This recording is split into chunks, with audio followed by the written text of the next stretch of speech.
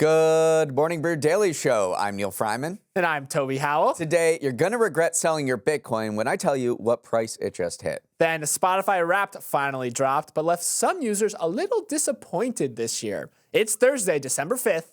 Let's ride.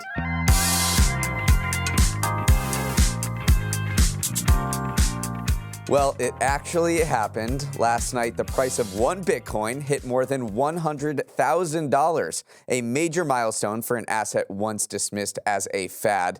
It took Bitcoin 15 years to go from 0 to 100K, but it's experienced a serious surge in just the last few weeks, popping more than 40% since Election Day over the prospect of a crypto-friendly administration coming to D.C. next year. Toby, very few people predicted this would happen, but the ones who did will absolutely let you know about it. Oh, absolutely. I'm retiring after this pod today, Neal. No, just kidding. Let's take a quick trip down memory lane, though. A famous part of Bitcoin's lore is something called Bitcoin Pizza Day. There was this man named Laszlo Hanyecz who paid 10,000 Bitcoins for 2 pizzas on May 18th. 2010. At the time, the transaction was worth about $41. At today's prices, those 2 pieces are now worth $1,033,709,259. Never good, Neal, when your pizza order involves 3 commas. But yes, an absurd run-up for crypto this year, a run-up that was spurred in part by a new Trump cabinet choice, which we'll talk about a little later in the show. But first, a word from our sponsor, Yahoo Finance. I think I finally cracked the code as to why Yahoo Finance is such a great resource for investors. Because it's got real-time market data? Well, yes. And a My Portfolio feature where you can keep tabs on the stocks that matter most to you. That too. Also, a research tab where you can see everything from economic calendars to investment ideas to reports from experts. All right, I'm starting to think that you cracked the code as well. Well, what were you going to say? You forgot about the latest news headlines so you can stay up to date on all the latest stories that might influence the market. No one likes a know-it-all, Neal. But everyone likes Yahoo Finance, which you can go check out at yahoofinance.com today. Tragedy struck in Midtown New York yesterday as Brian Thompson, CEO of UnitedHealth Group's insurance arm, was fatally shot outside a New York City hotel in what police described as a targeted attack. Videos show the suspect lying in wait, then fleeing on a gray e-bike after shooting Thompson in the back and leg. Thompson was in town for UnitedHealth's investor meeting, and as of this morning, a manhunt is still underway for the shooter. Thompson's wife, Paulette, told NBC that there had been some threats made against her husband, saying she didn't know the details, but a lack of coverage was involved. Thompson led UnitedHealthcare, a subsidiary of UnitedHealth Group, and the largest private health insurer in the U.S. since April 2021. After Thompson's murder, the company took down the web pages showing headshots and bios for the rest of the company's leadership team. But Neal, a wild story affecting one of the largest health companies and largest public companies in the world. Yeah, I mean, they were gathered for their annual investor day, which is their execs' opportunity to talk to shareholders and tell them what they're doing in the next year. It is a huge event. Everyone was in town, and they held the event for a few hours, and then the CEO just got up there as people were checking their phones and said, wow, we've announced what had happened. We're disbanding our investor day. So it was an absolute shock to everyone at the company, everyone who knew him. But apparently, Thompson's story is quite interesting. He was born and was raised in a very rural Iowa town, went to University of Iowa for accounting, worked at PwC for 7 years before joining UnitedHealth Group in 2004. He rose through the ranks to become the CEO of a truly massive division. This division provides health insurance for over 50 million people. It did revenue of $281 billion. It employs 140,000 people. So he had a ton of responsibility, had a lot of contacts within the health care space, because this is an immense industry where everyone knows everyone, and a big loss for the healthcare industry. Yeah, and just to be clear, he wasn't the CEO of UnitedHealth Group, which is the broader organization, but he was still the CEO of UnitedHealthcare, which was a big, obviously one of the biggest, if not, it is the biggest private insurer in the United States. This has also put a focus on CEO and executive safety policies at companies. Security filings for UnitedHealthcare's parent company don't make any mention that the company was paying for executive security for Thompson. And it's understandable that a healthcare giant wouldn't necessarily think to provide security expenses because none of its executives are as high profile as someone like a Mark Zuckerberg, as someone like an Elon Musk. But now it probably is a good bet that a lot of these big public companies will start rethinking their strategy, rethinking their approach in the wake of this tragedy. Several tech companies are already way ahead the curve when it comes to this. I mean, for instance, security filings showed that Meta paid about $23 million on security for Mark Zuckerberg. So even though you wouldn't think to, a healthcare CEO would need a level of scrutiny and a level of security like this, I think you're going to see a bit of a wave and a bit of a shift in the strategy because of this instance. Well, you might, though, because healthcare executives have received threats before over denied coverage and things like that. I mean, his wife did say that he had received unspecified threats in the past. Police also said that. So there is a world in which healthcare CEOs are provided some security. But now we look forward. The killer is still on the loose somewhere in New York City or in the vicinity. Police said they found words written on the bullets that said deny, defend, and depose, and they're still working out a specific motive for the shooting. President-elect Trump made his first big move to put a stamp on Wall Street by nominating lawyer Paul Atkins to lead the Securities and Exchange Commission, replacing current chair Gary Gensler. You may not have heard of Atkins before, but for bigwigs in New York and D.C., he is a familiar and respected face. Atkins was one of the commissioners at the SEC under former President George W. Bush and has stayed close to top financiers after he founded the influential consulting firm Potomac Global Partners. Under Atkins, a conservative who advocates for deregulation, the SEC could look a lot different than it did under Gensler, who pushed the agency in a more progressive direction. One of the biggest gulfs between them is how they view cryptocurrencies. Gensler was very much a crypto skeptic, launching unprecedented action and penalties against the biggest companies in the industry, such as Coinbase. Atkins, on the other hand, is a big fan of crypto, and he'll likely take a much later touch to digital tokens in line with the incoming Trump administration's pro-crypto messaging. Toby, Atkins is very much a known quantity, and he's a pick that will elate Wall Street and crypto after they chafed under the Gensler years. Let's start with Wall Street a little bit and then get to crypto. Atkins has been a pretty big critic of the SEC's current approach to cracking down on corporate wrongdoing, or whatever you want to call it. He is actually pretty opposed to imposing these large penalties on companies that have already agreed to settle fraud charges. And the reason why you charge or you levy these penalties against companies is that you hopefully deter them from doing wrongdoing in the future. But Atkins actually has argued in the past that they've already received penalties through a drop in their share prices, and that all you're doing is punishing shareholders further, so who've already been victimized by the company before. So he's kind of a big proponent for not being too overbearing with the penalties that you levy against companies that engage in wrongdoing. As to the crypto side of things, this was exactly the person that the crypto crowd wanted to see, because you are right. They have been languishing under Gary Gensler, who's been very adversarial to it.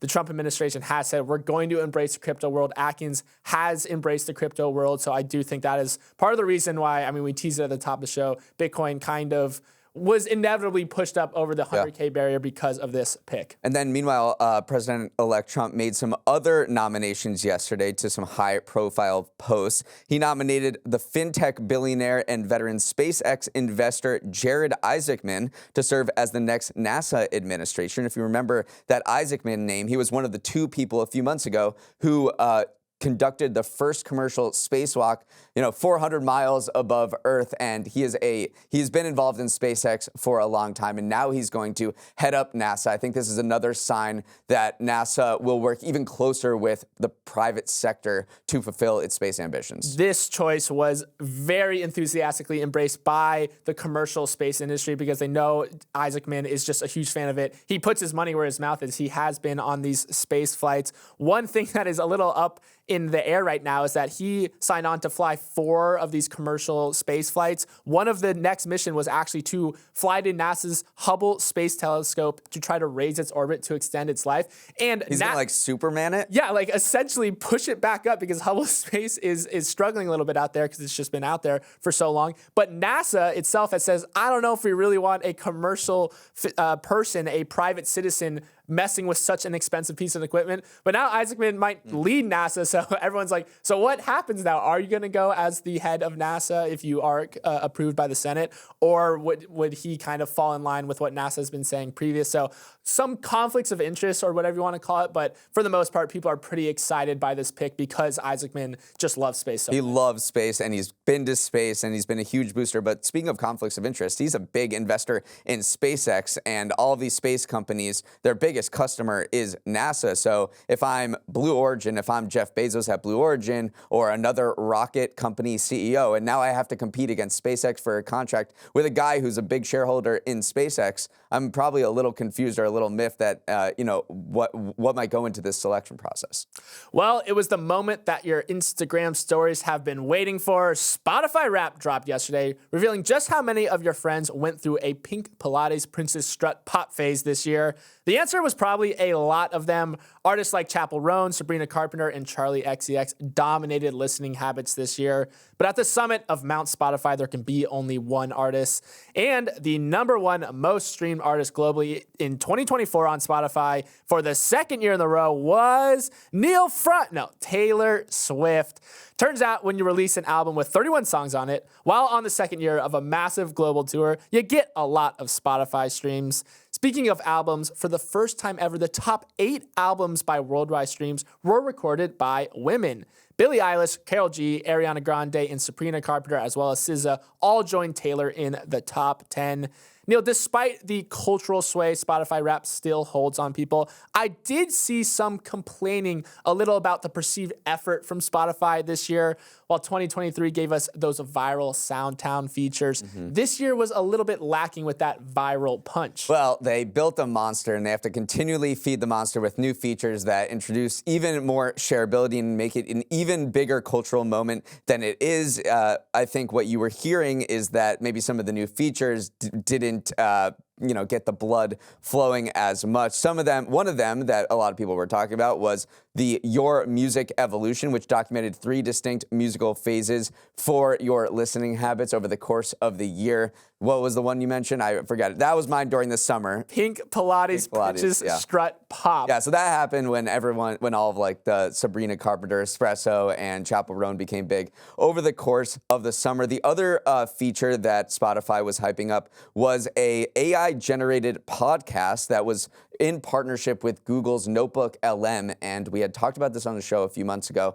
This is a viral podcasting tool that you can feed it text, and it will have 2 AI hosts who very seemingly sound like humans and will talk about whatever text you put in. In this case, they will either celebrate you or roast you for your musical taste. So those are the 2, I would say, big software updates to Wrapped. It didn't seem like they caught on in a viral way that others have. Still, what Spotify has built with Wrapped is pretty impressive. It is interesting to see where it will go from here because it is just so huge already, and they're probably already thinking about the next Wrapped right now. We've buried the lead long enough, though, Neal. Give us your top artist from your 2024 Wrapped. My top artist was Guster, actually, because I went to a show for Guster back in February, and I know most of the words to all of their songs, but I wanted to make sure I knew every single word because it's the most sing-along music. So I listened to so much of their music, and I guess that carried over into the full year. So yeah, Guster was my number 1. And I do have to give you props, though, when you shared your Spotify Wrapped in the Morning Brew Slack channel, full of young tastemakers. They applauded your taste. They did, because the other artists were Krungbin, which everyone should check out. Lana Del Rey. I'm trying to think of who other. Charlie XCX, and then I forget the 5th one. But yeah, I was applauded by the Gen Z people here, and I was very, very happy about it. Meanwhile, Spotify is got to be feeling really good right now. Its market cap crossed $100 billion for the first time. Its stock price has surged 160% this year. So after many years of failing to make a profit and making this business model of music work, it's finally found that magic. Up next, I've been waiting all week for this. I know you have too. It's time for Neal's Numbers. Welcome to Neal's Numbers, the segment where I share 3 stats from the week's news that gives you better brain food than fatty fish. Today's Neal's Numbers is a special one. It's a year in review edition.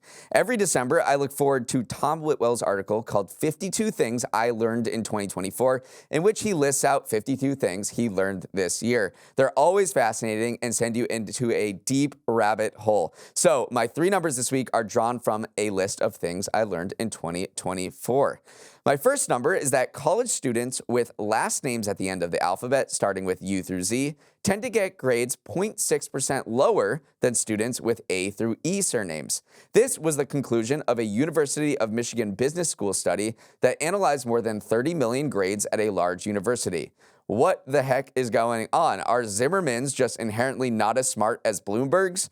Nope, the researchers controlled for a bunch of characteristics. Instead, the study finds that the surprising difference in grades is the result of teachers grading the students at the top of the alphabet first and the students at the bottom of the alphabet last. These days in college, instructors grade assignments using software, or what's known as learning management systems, that always sort documents in alphabetical order by surname. They always start with the A's and end with the Z's, a standardized process that never would have happened back when you turned in your exam by paper and everyone's was jumbled up. So what's causing the grading discrepancy, the researchers hypothesize, is that instructors get fatigued by the end of their grading gauntlet, translating to worse scores for the end of the alphabet. Wild. It is wild. Another theory mentioned by the authors is that the graders may tend to feel stricter if they've given out a string of A's. We've all been there on an exam before where you go, that's way too many C's in a row. That's way too many B's in a row. I got to switch it up. I think graders might experience a similar thing where like, I'm being way too nice right now. I got to start toughening up. And you saw that too, not just in the quantitative grades that these people are giving, but also the qualitative feedback they were giving as well. For example, they found more negative and impolite comments the later on in the grading process went. Comments like, why no answers to questions 2 and 3? You're setting yourself up for a failing game and never do that again. They were literally finding that as you progress through, you get a little crankier, maybe get a little bit more mean in your grading, you actually do give worse grades and also worse feedback. Now I'm just reflecting. I'm an F. Like, am I just I think you're solid. I'm a total fraud? Have I just been getting grade inflation for years? But this study actually did spur change at one of the companies that is one of these learning management systems.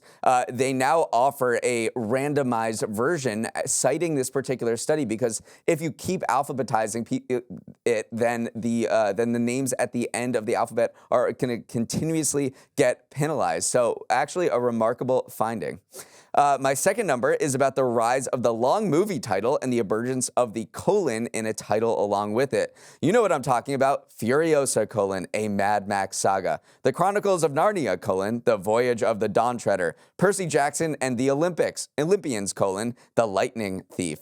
This colonization of movie titles is a distinct measurable pattern, according to Daniel Paris at Stat Significant. He found that the average length of movie titles increased by nearly 2 whole alphanumeric characters from the 1970s until now. Meanwhile, 16% of movies in the 2020s had a colon in the title, compared to 5% as recently as the 1990s. Paris argues that the surge of colon use in movie titles is a regrettable reflection of the rinse and repeat movies Hollywood puts out right now. He writes, these protracted monikers present stories known to audiences, intellectual property, while also offering a small degree of novelty. Hence, instead of Spider-Man 2 and Spider-Man 3, you get Superman: Man of Steel and Spider-Man: No Way Home. Here's Parents once again. Every film is an event, a fleeting, once-in-a-lifetime experience that serves as a single chapter in a long-running and perhaps never-ending story. So this is a modern phenomenon that a lot, as you said, the inventification of movies has led to a rise in colons. But you also quizzed the group yesterday and said, do you guys know what the longest movie title is that has a budget of $20 million or more? And it's actually 2006 Borat, which goes Borat: Cultural Learnings of America for Make Benefit Glorious Nation of Kazakhstan. So that was funny because that was an ironic use of the colon, right, but in 2006. But as you go through and you see the sequels, you see the rise of these events, you do see a less ironic use of colon. So it was funny to trace the lineage of Borat making a joke out of it to it becoming becoming a real phenomenon in the entertainment industry. My final number, inspired by the 52 things I learned this year, well, it's more of a fun fact, is something unique about Milwaukee's Mitchell International Airport. It has multiple recombobulation areas where you can recombobulate after the hassle of going through a TSA security checkpoint. Is recombobulate even a word? Not really. It was apparently invented in 2008 by Milwaukee's airport director at the time, Barry Bateman, who wanted to give stressed out passengers a reason to relax and smile after going through security. He asked the sign shop about making a recombobulation area. They replied, you know that's not a word, right? But they made it anyway, and the concept of recombobulating has been embraced by the city ever since. It's also gained national recognition. In 2009, the American Dialect Society declared recombobulation the most creative word of the year. What's it mean? Simply the opposite of discombobulating, or putting back in order. Toby, you lived in Milwaukee. Have you ever recombobulated at the airport? I'm embarrassed to say that I just assumed this was a thing in other airports because, yeah, I saw the recombobulation area, and you're just in an airport, you're on autopilot, so you're like, of course that's what it's called these days, but I didn't know that there was such a backstory or that Milwaukee embraced the word so much. I do love airport psychology, though. Having a little bit of a funny joke like recombobulation does help that discombobulation, stave off for a little bit longer. One of my favorite airport psychology stories that I've told you is that operators of the Houston airport had this one route where they just received a ton of baggage wait complaints where people are saying, I have to wait so long for my baggage on this one specific route. And they found that it was taking people 1 minute to walk to the baggage claim and 7 minutes waiting at the baggage claim. So what they did is just move the arrival gate. So people had to walk further to get to their baggage. And just the fact that they were walking rather than standing made those complaints drop off a cliff. So I think it's very interesting that you can tweak very small psychological things like calling it a recombobulation area, and it might lead to real kind of changes in consumer psychology of airport passengers.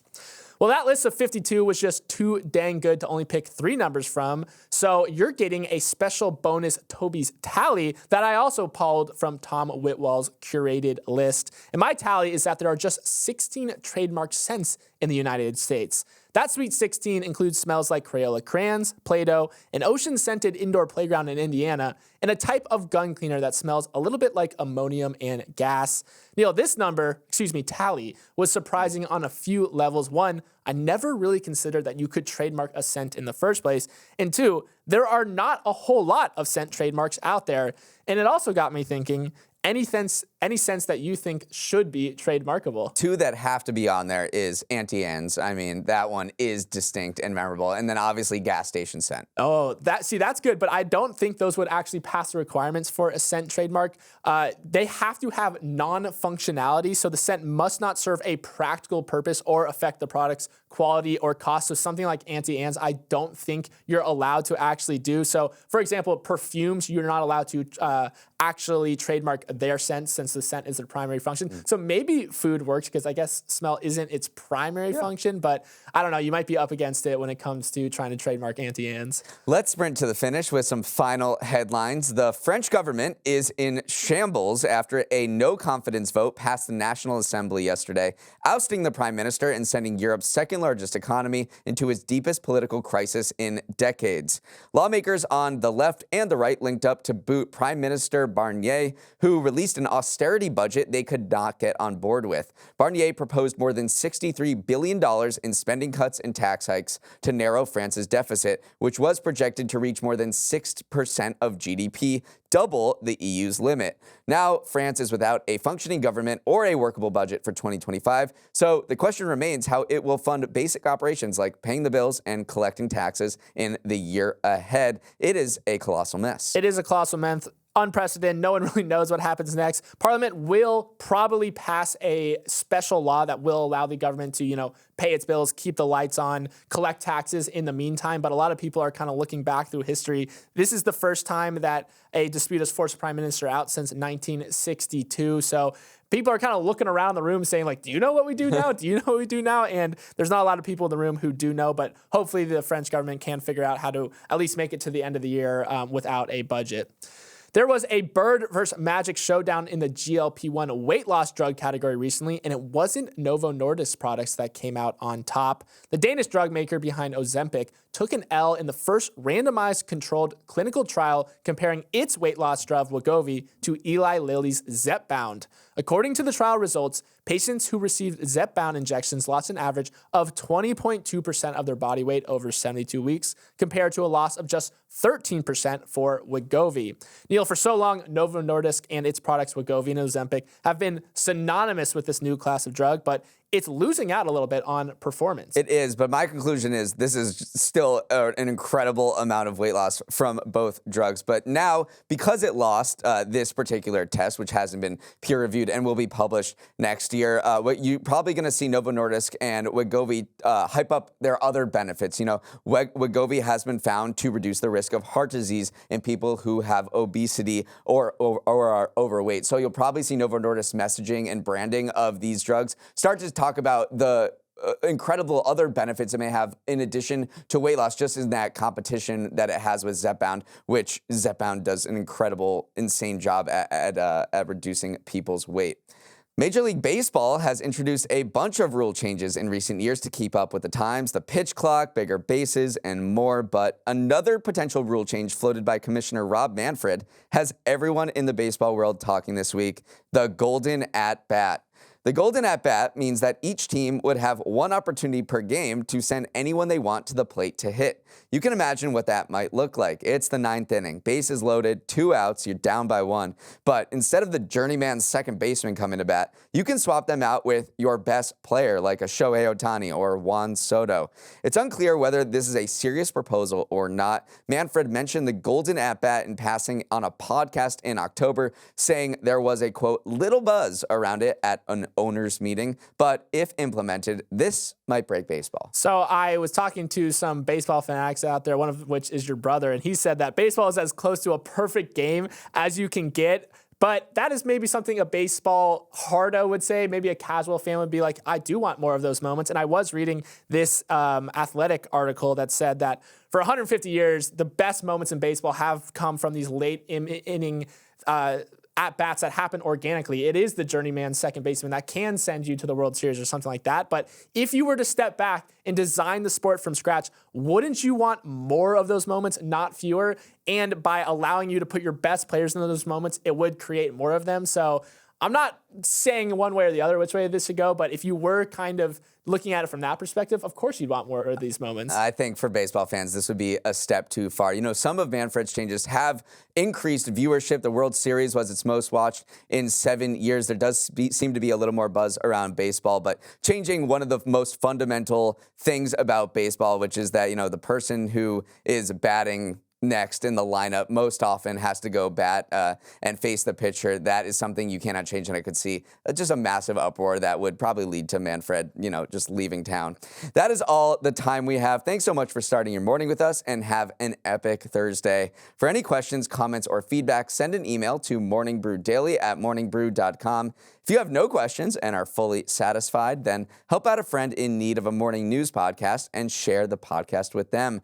For today's sharing inspo of the day, here's Toby. I want you to share the podcast with someone who posted their Spotify Wrapped yesterday, but didn't have Morning Brew Daily in their top 5 podcasts. I do just want to give a shout out to everyone who did spend time with us last year. Thank you so much. It was very cool to see your Instagram stories come in. But now, help us sow the seeds for more MBD on People's Wraps next year. Let's roll the credits. Emily Milliron is our executive producer. Raymond Liu is our producer. Olivia Graham is our associate producer. Uchenna Ogu is our technical director. Billy Menino is on audio. Hair and makeup is Recombobulating. Devin Emery is our chief content officer, and our show is a production of Morning Brew. Great show today, Neal. Let's run it back tomorrow.